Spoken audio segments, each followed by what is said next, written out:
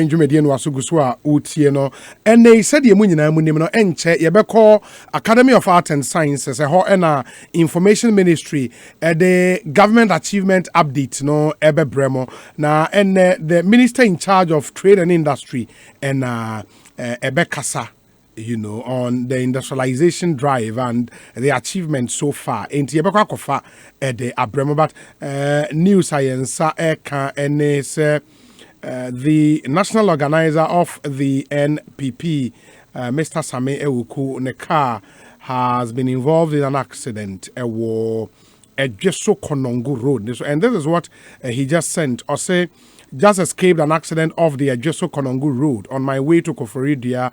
And the state of the vehicle, no call Asempa FM Facebook pictures no your Facebook live streaming pictures and you just get onto Asempa 94.7 FM in Facebook live now share pictures maybe I say just escaped an accident off the Jeso Konongo Road on my way to Koforidia from Kumasi.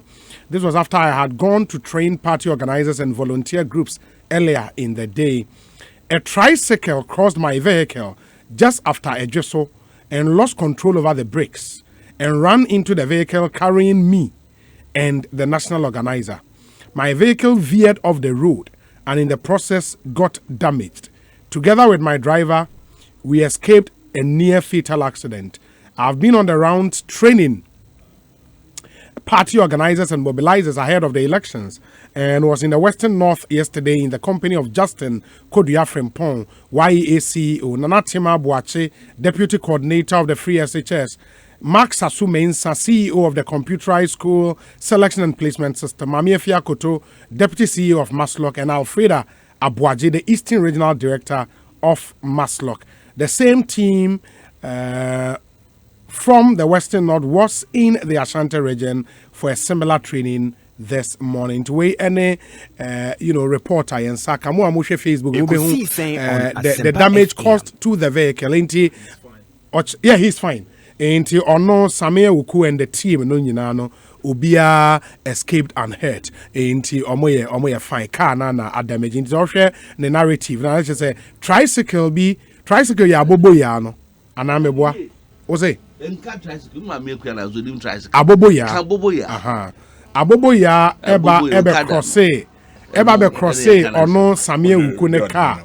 Ena aboboya ni lusu control. Into lusu control no ena ni brake ni so ntimi anche. Ena aboboya no de be hwe ono Samia Uku car nim. And in the process na Samia Uku be say o save ono ne driver no evie na say o free car kwan nim ekokogina nchen ena ne car no enim ese kakra but enya de a we prandusha ne driving mirror ne car no nchen ho ni nyina no asay no we na kakra no fenders nyina fenders ni nyina awai pa awai ere nyame le da na important is life ni here of course once they are all alive in that way yeah nyame asema and then he was there in the organization nyina be training for 3 regions no yes Ekosiisen on Asempa FM Ose malam sometime and your feet what region no minim say obe training the 3 regions no yeah organizers we organizers Nasara any V24 no eno mamenka that's what on accident onusu ye bi junior e wo absu yeah na say onim panufo nyina me wo shi om wela eno no ye malamasem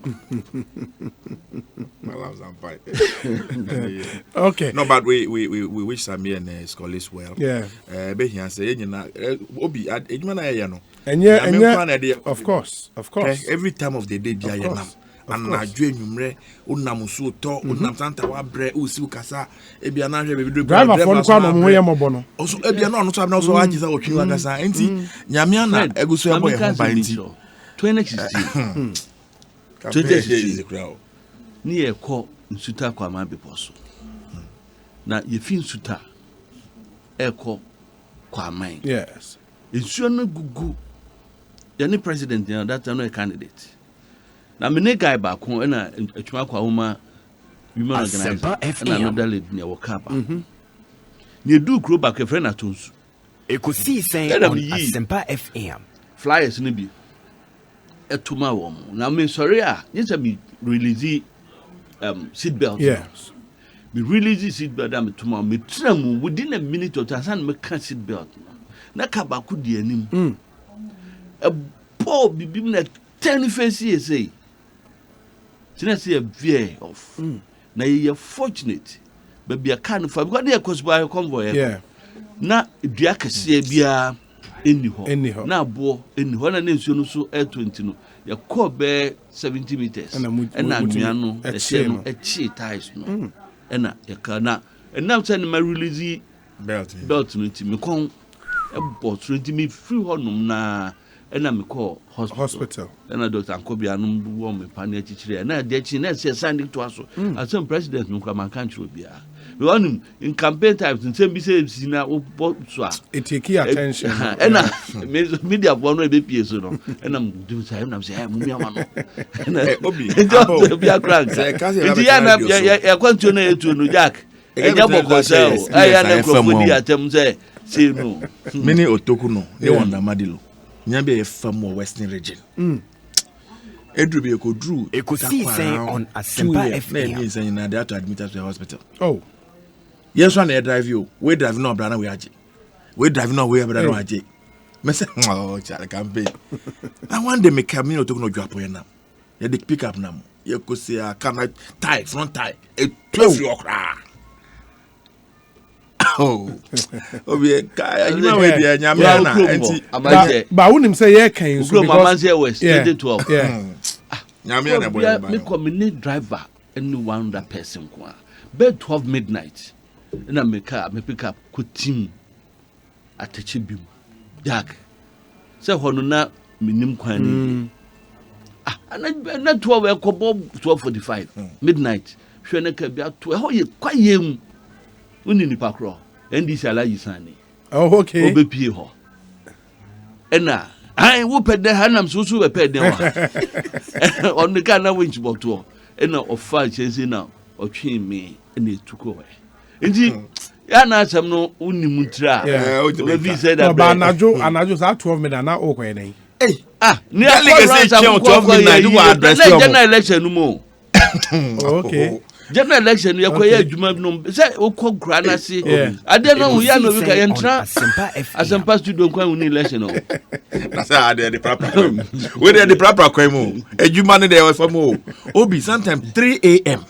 amman for to work one mom say bia be do 11 na so ntime nko na ya block kwan na adwuma na nya easy o ya na no president ba chantry ye fidwa so na inspect krofa no kwan na bo mo twen yen wo konongo time no be man ye do adonfe wo mu gina ye e block kwan no kroni nyina so mo be da president ase so why dey for the first time 30 of that. Yeah, now what can na enya planned. Yeah. In 45 minutes at for na wudi no ho. Affected time for konongo no. Time no. Ye kwa yanim so a won we ho nso no a block o. Inti ye badwa so for instance, ye do eju so normal block yen. Similar thing we konongo. Inti wo be ye late wo ho no. Inti say wudi we nyina akeka ho a Fred the time no can no. I have a do baby na we be kwase omo ni nya. But I think from the Sami experience no the real issue ne sometimes and so tricycles so indiscipline on the road no. Because osho omo die ya I mean it's crazy. Some of them are just too indisciplined. Just too indisciplined. I was saying pick up what Bianam use for identity. Say be na di boom. Now so what's it's terrible. Omo de ene so omo de ene ye bragiano legalization good I see good ade na ye hwe hunsu yi na ye bompai ahwe ye no nsu hia obi hwe akwan dodo na ye nam so kra no akwan ne nye and also time na odi ye adwuma enti o se obi o se na nanom ahimfo achina sa ade na campaign enye hwe de bia me tell me enti president mama fa no nya ho ne di free Professor Nana mention no cause because yempo ayem brand yempo no eduru me obi untimi bi anu kasa bi mu voice na akọ na going around this whole country engaging people easy yeah now say president mama yeko oti region Answer na ebe last ebe shankro for last one wolo lobby. Now almost 2 a.m. Someone there more. Yes, 2 a.m. telling you, yeah, man, and no wife, not the whole community. Hey, when my danger, Mama, oh, said 12, 2016. 2008 when the campaign on the Dada back campaign. Or the helicopter. President Gufado. Now that another media campaign this year. How that no channel? Every 2000. Another media campaign. Now we also. What we got na chia mse na onoda. But I agree any fault. One who be just now. What we got na sia. We go na president. But any fault to me I appreciate it. Na papa Beniza wanda. Oh jai. Enya ni fault o. Na me for me a branch me so the dance am Beniza say nya bone bia. Because it's work rate. Na me work rate. Me born aba so. On fire helicopter call baby. Oh tie na me kan. Everything on the media campaign. Akwa Atlantic region. Okwa for 5 people no ajai. Okwa no 5 people no ajai. Sa no you. Okwa no no ajai. Enya ni fault. I agree. At this age, almost 80 years. How many minutes? Obi, almost 80 years. Yeah. Of course, we have many minutes. I know how many minutes. Now, the situation is different from an hour. It won't even go on. And almost 80 and I say 80. One after the other. Sometime I meant you. Yeah. I am they say a Yakufasi Muyaba to the campaign. Ghana for the best reform. One more money now. Na therefore, NDC camp na dos. She former president Mahama, and send me Nubia over the week or kanye. Ekosiisen on Asempa FM. A yami one was a former president Besa, back home any say or see or call Sampa, or see or Betty Cashew Development Board. When is the last week Tuesday, President Washanti region, and no inaugurated tree crop development board. Yes. 29 member board. You Oda from MP Olusu Prime Minister. Kwetu. On the Chief Executive Officer. Former Deputy Agric Minister. Aye. No board no. You see a Nepal cocoa, any coffee on the cocoa board. Wamu yema yeno ya di nnua bi se mango abe kube rubber cashew and a shea butter ya di nyina egu kwansen no mu board obi wo de awunimra when is a board a legislation say anko parliament no mu ne omanya homra wontimi nti wonim sa ya ye we awie ya inaugurate awie wo mu anya wo mu set up awie na former president wakojina Sampa say wo ba wo beti Ekosiisen on Cashew Development Board FM. Everything won kontompo no ka say ye twa kontompo kakra na adunukra kakra framu no ebi no oye no because board ni yate embra na fata no yaye nti wo na akoka sa no koka ne say etosu biem osi koko politics the ya pa ye say okoka say koko buo ya tumu enam say ye pe vote nti obi wonne yewurabo ahenedu wo studio ha wo host no that day no onimi nua fifi boafo ene bae womu mechanic clearly and among Ghana ni Cote d'Ivoire atu on the world market every ton womu beji $400 as living income differentials ama cocoa farmers womu koye no na nkrofo mpo susu say 2018 2019 no ene de be adwuma omo ka kire say 2020 2021 cocoa season no enom de be adwuma nkrofo NDC for no bi including me Mineral Kopoku obetra studio ha ka say makoya nka mo fanya adwuma da same year omo ka kire am say afi no my negotiations no wo munya infect process no Ekosiisen on 2019 2020 cocoa season no enom be started to assess kano into be effective payment in 2020 2021 season ye bia cocoa 1st October meboa na se the differentials no eni ntumu aka ho a wo se ye politics ye pese winning election ti adena 3 years ago cocoa na katia sitso eyemi de se mo call Western region last week na mo kɔ baabi a wo mu dua koko kɛse pa wi oso area hɔ no mitita mo interview wo mo a farmers ni bi obi ka kyerɛ mami bi bɛka sɛ ɔkɔɔyɛ no na anonom ne krampan ne akate de ayɛ no koko no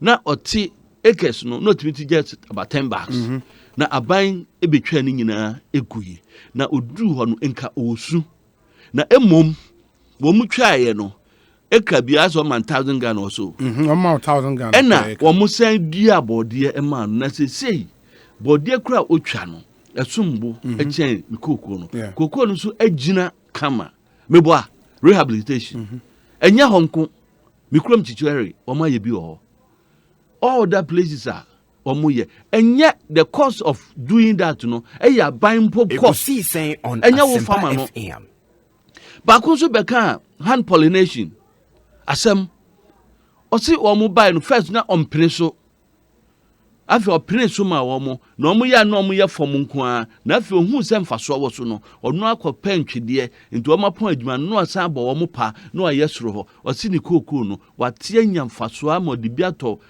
milling machines a ɔde yɛ mo adwuma mebo a san nema we se nyina wo time agigui anu ti nema production akɔfom no wanya ho hwe na ye tu sa na ma we de bo a wo bekwa akogina baabi aka se obi pe vivo tuti sabi akuafo no a wo mo ho no wo mu nimdi o wo mu eda sumia so a mo so dwuni o nti nyansem nyina ene keka de dada wo mo enyansem nyinara ene koka de dada wo mo. Apart from that at some back see obey pension and makuku for. Obi, just last 3 weeks, the same year we are born Hinedu, Cocoa Board boss, we interview no, assemble no kind, or say, Ekosiisen the one more year, say, a dear back fund managers, no, and a national security, a check on my background. One country, one can say legislation and rare one who cratters when you almost be for pensions for farmers. Wanka 97 former president what be man penida o man wunim and some course in governance ni nyinara wunim na say deliberate o say usi ntwantro e wo campaign munti na wo yesa na keka kan semu a nsisi so eni semu a enko o se den attack ba attack obi na asem no do tia ban mu no obi waye tree crop development board wo kwagina ba bi sa wo so beti cashew development board a wonim se cashew ka board no ho no a anaso se wonim se nipa no aye pensions ni nyina awie wo mafa managers of the scheme managers no background no mo check na akwaka se meba beti pensions their friends scheme for farmers na wo wagina tumpie so atu anum to say edu election time ni campaign time ye twa ndro kakra na di nukura kakra frafra menam kai Ekosiisen sasa na nya former president Mahama kai ye twa ndro kakra na di nukura kakra frafra menam kai nti we attack osisa tape no ha o obi we abokire no say wanti twi na si abokire no ntie ni biom na nyame nam kai na sabu ye we se ni eka o se adenti ni eka na attack obi ma attack no de all ye no a enni ni kwan mu no emfa kwan na meka ho asem and that is what we need to be worried of eno ene ese hwe ni ye ene ese adwudwunu ho ye efi se wo keka sansem we se nyina awie enti se o ka se onu an kan yo kwagina atakwa o se so 2 billion Ghana cedis a o invest e wo free SHS mu Owia no asa be kan say obe send free SHS to private schools. Even disregarding the constitution. When you say constitution articles on fundamental human rights no entrenched. So him say. And no any ma kwan say we individual we to private schools.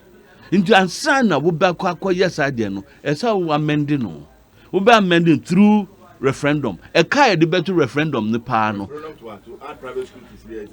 To amend that article say nipa no have right to say operating. No, I don't think that will generate a feeling. What's it then? It might not get there because I didn't right. No. Obi, I didn't see alcohol. Okay, what can we reason that? Can we reason? And my reason to that. My reason that was say enruho. Okay. My reason. What would seek to take away private schools, the fundamental human right, will be for government to put in place policies deliberately to stop them from operating. But when government transfer the responsibility maybe at the amount, now was near car, it is not collapsing their business. Transfer be at the amount. Yeah, you pay them. We are saying. It's saying. saying. It's like National Health Insurance Scheme. There are private health facilities who are service providers. Of course. We did not have to amend the constitution before they became service providers. Of course, but National Health Insurance Scheme, no. And can't right no. A young train to say, I'll say, obi, a yes, I dare no, and right, no. And you are talking about right to business. And you the right to business to operate, no. And then a yes specific, say individual in a buying. FM. That's the question. And that's the question. When you say a bimpo, say your private schools, textbooks they pay some amount for the textbooks. But the public schools they pay nothing. Adentra. How is it? Who's sorry? What do back community international community school? Who could you have $5,000 a semester and a term? A buying right to say. Uncle to your teacher for no honeca. Darby. Into a casa would the Beko Honoma.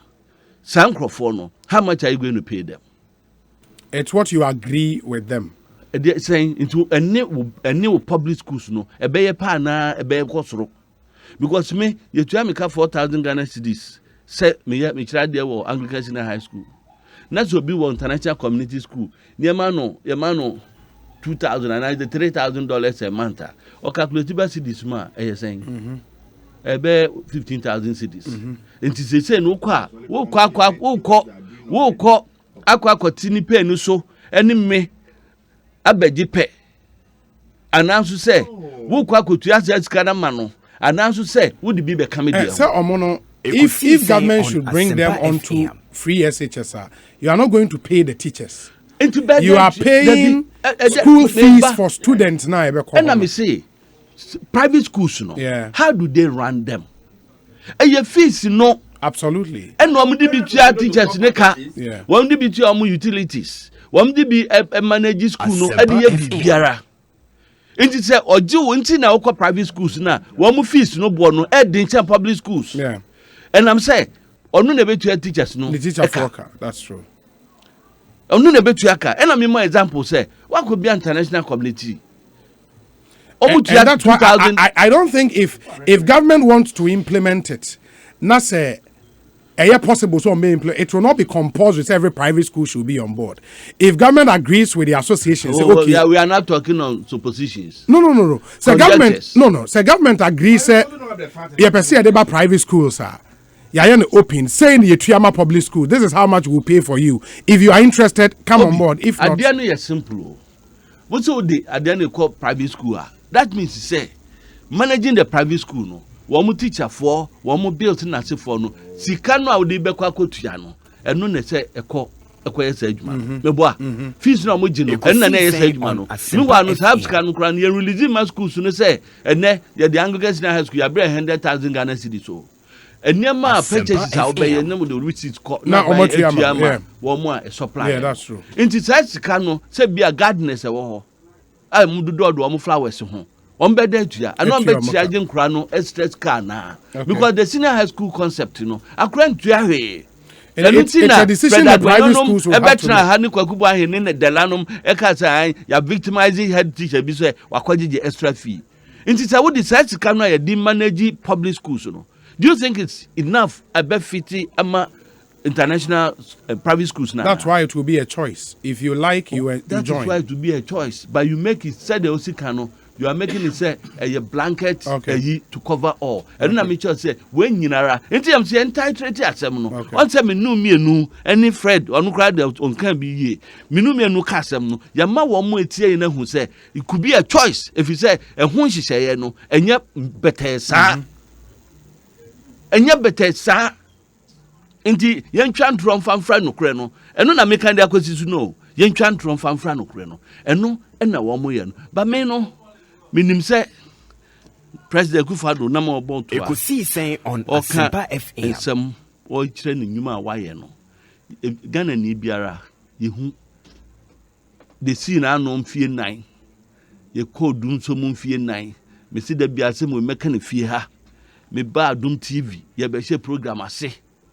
me ti ho unu akwabna sante o man hene ti ho ndisi ni anu aba ase na ye kwachiaka ana obia ye best start program na light foin mo kwaso mo plant kese no ena no so gi no ho efia no pa no nson awia be donkro kodom nyinu ena munyankane a eno so kra no mo kofa mechanics akese abegina ho o mo fixe na mo se mo to diesel nke ba yen nke ha kra no se wo sam proof nya wuti se machine so gidigidi because machine set me power all the stations na wo efie mu na si so gidigidi wuti se aban bi out so den aka say yenso multimedia any other media houses yenso won asene se beboa wo mo covid bae MPP aban covid relief funds and bae you consider media houses in all businesses yenso won asene Ekosiisen on Asempa FM. That's the difference. That's the difference. With the one enukra samre nkra na sama light bill ko soro no. Ne yenyan kanea no. Afi na ne atumu ana obi. Se kom di me, wo mama diane ni a. Aduane no sam se me peska akoto no so ma no boye de ma me. Wo so mama aduane ni. De me ami pem sika de akoto no so, wo si ma ton na bode ama. Na nya nipa bode sem se yem kum Ghana fo. Ni enya cash na mfa to mu na attention nkogu campus so nche magesa nka nipa be yesa mama nkotie Fred kakra na mababa ya wrap up Ekosiisen na high Asempa FM mama nka say eguso train feed no as and when we get the feed from the Academy of Art and Sciences yebeko na yakofa the government achievement update a program put together by the Information Ministry and the Honorable Minister in charge of Trade and Industry Alan Kojo and Kasa on the industrialization drive by this government ready yebeko akwakofa ede abremo Fred me patrol yetio campaign matters arising obi me nyama mienu miensa bia wa kan wasem fumas mako ya campaign no so na me nua sampa incident o se dum so under NDC Ekosiisen on ono wa be di ade so 4 years no contribution ben na wa to our energy sector on me kwan fa so solve dum so problem of Ghana mobile what have you contributed to the energy sector? We have solved the problem that has been there since 80s basically and so now we be there o buy on fashion kan we on ja hwe ye dey sla that to one mount a genesis card the mount and what have you done? Are they not just sleeping at the Ministry of Energy there? What are they doing? And no job na no be kaga na for them.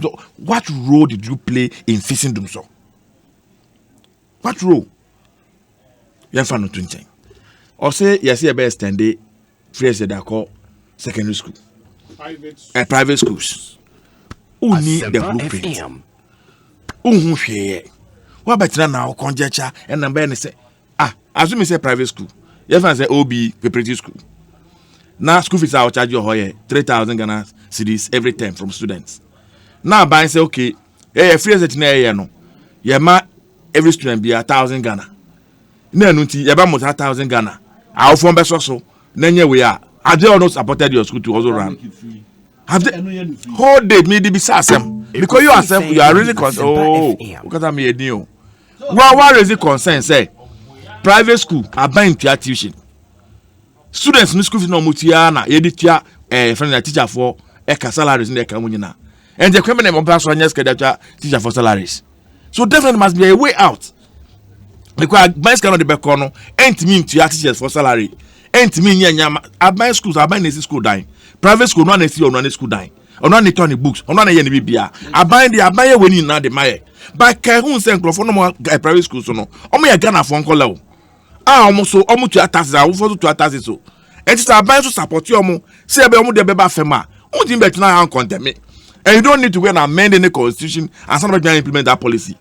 Unim kan be fa so aya wo de to boss e bre no so a ye ma mu hu second a third issue already here o the president Mama kan say ye beti cashew board na adent no man penda na ko kan asem no abe wa beti na ade so 4th year na wo mu wo do manifesto be tojua at the 2 weeks after the day be tojua ye dey manifesto be tojua pe enyama manifesto wa fa was as implementing the back what started yet here yentu ma we mu banks are collapse your mobile to deposit ska ukomo mo coupon for 5 years period so amon twene men so na o for muska and this year promise say bad the first year bet you obiaka what did you do next suddenly you got money to go and pay them because who say defeat here is staring in your face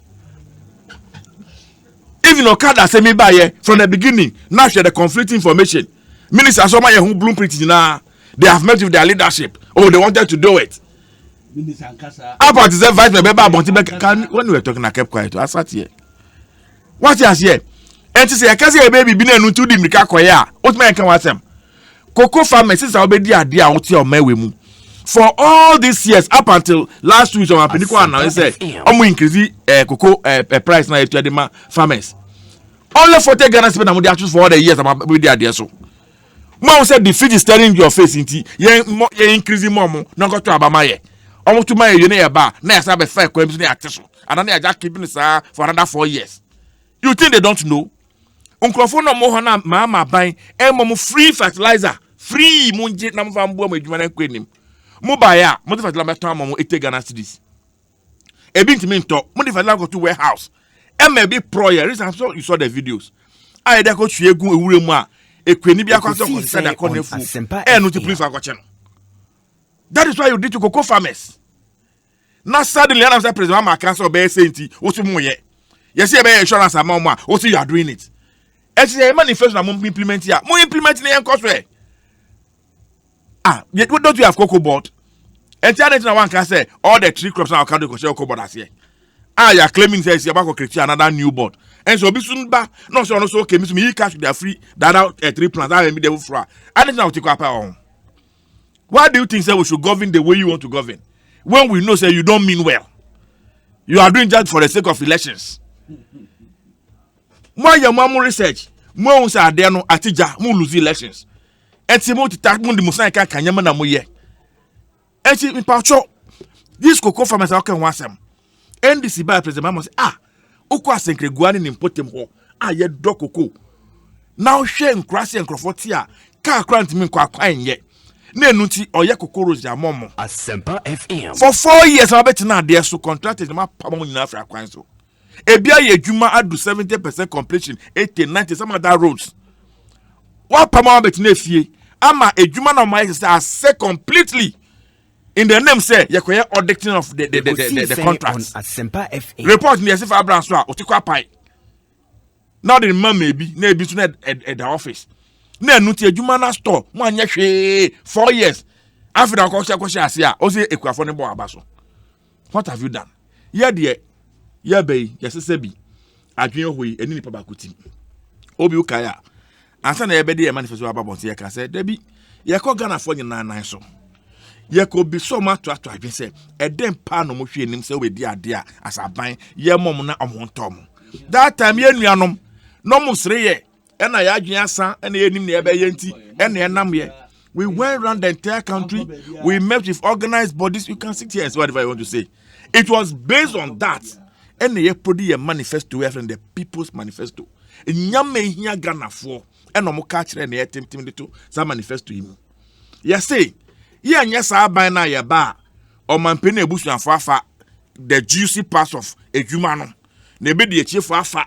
Nimsina minister Nembafa ne oman in Bewia no about Bonteba Ghana for say oh 7 service are choky a human obium and the test come call no more brave adwuma de mon party no omo de omo konapku no de onko 700 Ghana senior minister amba de omo koji $15,000 in the account as a deputy executive was snitching the account you see enya ne sa ye ka adwuma pa adwuma sebi enmunya ho adwuma mfaso ho enne jere be ma mmemu eno ti na see ye ba even ministry can dedicated set aside ministry for youth issues ya ka see ye de ba ye ne ba ya ye HR analysis ahun be bia gaps ni na wo call the police service for instance over 35,000 gaps or what to be able to meet the United Nations benchmark population to police ratio be here about additional 35,000 and the company be fast be expand economy no say be ya be timi taking all these persons ko bi o ho ne da general person police adwuma and person soldier adwuma. We have done all those analysis. We have done in the educational sector. Almost 100,000 vacancies exist over there. How do we expand the economy and be able to absorb those 100,000 in there? In the health sector, almost 78,000. We have done all those analysis. And they can win now. See, we have another category of the youth. Ebia school dropouts. Ebia school nagasama and corner crack. Even then, I mean, free education Ghana. And you'll be an eco school. And I'll be me. Obi for whatever reason. Oya ne den school there. On Kobe. Oye ni free kura on kobi otifie disane pa no o ja na kama na atena fie sa na president mama se enya ne sa sankrofo ni nyina no ye be pe nsemuduma de amomo enti ye be fan say obi o ye carpenter wa register o ye weduma kama ye ba ye no betena se na adi nkomo se nkola ne pese fe bi fan bro na twene yomo ahe na betimi afa obi se betimi afa 30 okay 30 ahe na yomo signing on fee na wa bo na be tua de amount Nkolei omo free na omo be adwuma na do those analysis. Okay, every week be every month bia the stipends kakra we na fa na fa didi. Uwie additional within 2 years 3 years na ba ebia hairdresser adwuma na wasua uhia container bi uhia dryer bi na wa ye aba set you up na so wa ye adwuma na so afa other people. Sankrofo no so we've thought about them. Say kwembe na be fa so. Abaya ba kan say ye bida. In terms of investment into the economy, infrastructure, because we want to come abroad bebre. Amama atumpo akwenim efren development. Any amanya are investing heavily in the infrastructure of their country. And Ghana look at the state of infrastructure. And here they can say you be pay 10 billion. Even the big push. And they share infrastructure development. The good news. So projects na be nyinano, you be make sure that the registered Ghanaian companies and kwan be ye. Enti o ye carpenter nia, o ye plumber, o ye electrician na. Say be schools na ACO, hospital na ACO, and then na ACO. Unim say you are guaranteed some jobs because where the foreign company be able to compete with you. Na engine influence some. This is the way ye dream. Nyama ye be ya ebe bu ememu. Ya kan say hwe ye mamenom, ye nyina yetia obi aware. Sometimes we know what we go through. Which me could do for obi. Now here are those first week and who chada in Tony Bebre. Akolebe tinyesu the whole night on da mameno klon timinda na deche na ebia efia motim kra bia single room binti untimi nyi obi kra metena efie se oboamo ti mameno kwa ne wa na sorry a mesi me kwa adwuma na mameno kwa ka efie mameno so anadwo nya wantimi anda enam se president ma onim sa nya me no se sa na tie dia and the be ma no kwa also yeri awo no ye ma some 7 days bi at least those first week na fatina efie na boa oyere na muntimi ultimate settle down iye wo be fan so da ko se bafu mama no na wadware na okodware ana so hwa akola na ma no up until 7 hours akwadwuma mama no so 3 months na ka ka de ye ma no na okoba no ye hwe kwam na nya ne 4 months se obetimi anya more time aye breastfeeding ama akola na timi anya healthy we nyina uni adwen kese uni fenese akoma pa ondwi ho no akoye hu de ama awofo omoni age se ye baby se de amomo ya kanse Ghana ha Fred, unfortunately, I was able to do esi mame. Na me call Academy of Art and Sciences. Enti that ball is Ekosiisen on Asempa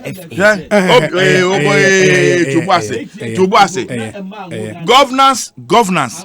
Governance obi a process and event. And nothing no could do in America. Oh please, no could do in America. America the new policies are coming up. New ways of doing things about coming up. It's about health. It's about education. Issue about road infrastructure. Still they're coming up. And to the mean council, you have been there at the 8 years into no. And can you be able to solve all the problems? Can you allow me? Can you allow me? Sometimes my name for Nanunsi. Why na me prefer a made in Manu ye crack and obi. Ghana ma etimi from independence basin ne. Aben bi eni ho a wenye sika. Sika te say president Akufo-Addo abai. Ukazi kana ya nyina this year no kwa busu awa bonkwa almost 140 billion Ghana cedis. At the time end it what there so fango oil force na you only one pay. Ye free na the two abeka ho. Sika o manya dia free ho. Uche free SHS we be say how much money have they invested in the free SHS? Less than 6 billion Ghana cedis. Enti busu na about 140 billion no. Who dey here Uba ye school baku, see one school from scratch to ender. Uba ye, see one hospital from beginning to ender. Uba ye, there's no major route. What me here and nobody say. Yeah, quite free. It is kind of 140 billion there then. Uti has a covered by na mo mama for a den. Uko IMF, eko jiska $1 billion. Udi then. $1 billion. Private organizations. Yeah, you now be donated to the fund. So I can come and account for the fund. One can't say. Una nam oche cook food. And here Mami kwa Academy of Arts and Sciences. OBA 2016 na nadwe na mo ka say munso menhwe. Se sia do bia so na hwe. Of course. Yes share so ya share sa. Enu ti na menu say nkugo de obedia die na na do nkugo. Was it 2020 ya betu na na do boom mate. Na no ya kwan. Na do nkugo. Ya na munyina say ye ko Ghana Academy of Arts and Sciences. Government achievement updates. Na na the